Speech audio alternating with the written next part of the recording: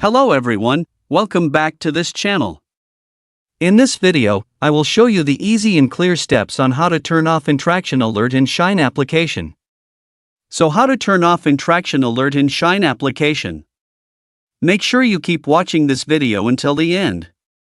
Let's get started right away.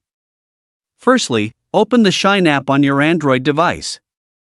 This is the initial screen of the Shein app. Next, tap the profile icon at the bottom right of the screen.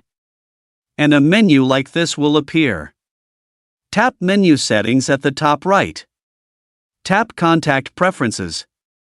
Tap New Message Notification. Tap Interaction Alert.